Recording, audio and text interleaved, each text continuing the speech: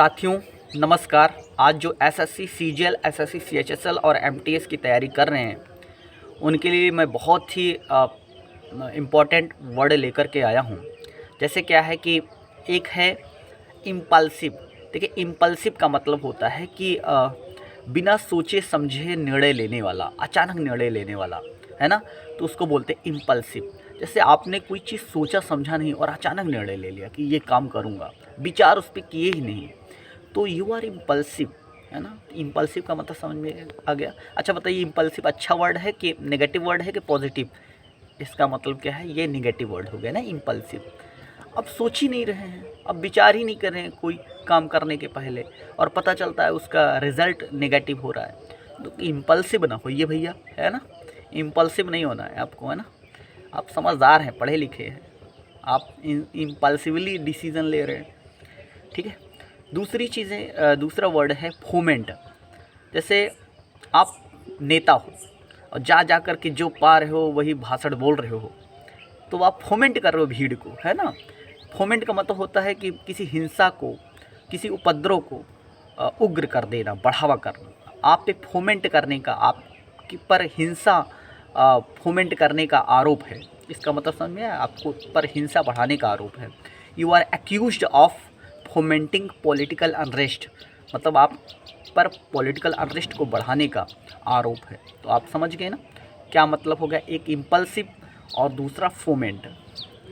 तीसरी मैं word meaning आपको बता रहा हूँ। What is the meaning of overhaul? ये तीसरा वर्ड है, याद रखिएगा। ओवरहॉल का मतलब मरम्मत करना। जैसे किसी मशीन की मरम्मत करना, किसी गाड़ी की मरम्मत करना, किसी सिस्टम को भी रिपेयर करने को भी बोलते हैं ओवरहॉल।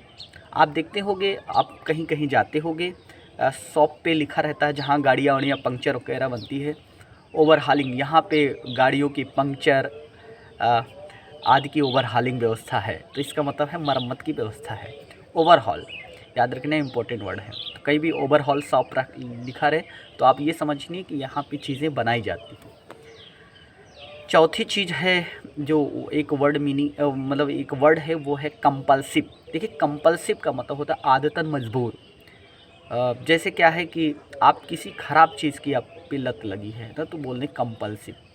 मजबूरी में अगर आदत आपकी ख़राब गई है, जैसे कंपल्सिव गैम्बलिंग हो गया, कंपल्सिव ईटिंग हो गई, खाने की ख़राब आदत, है ना, खाने की लत, ज़्यादा खाने की लत। और कंपल्सिव रीडिंग आप जान लीजिए क्या होता है। जैसे मान लीजिए आप इसको भी बोलते हैं, देखिए यहाँ ठीक है एक तरह कंपल्सिव रीडिंग। जैसे मान लीजिए कोई ऐसी चीज़ है, इतना ज़्यादा इंटरेस्ट आपको आ गया कि आप कुछ चाय ला कर रखी गई, कॉफ़ी लेकर, सब ठंडी हो गई, लेकिन आप पढ़ ही रहो, तो इसको बोलते हैं कंपल्सिव रीडिंग, है ना।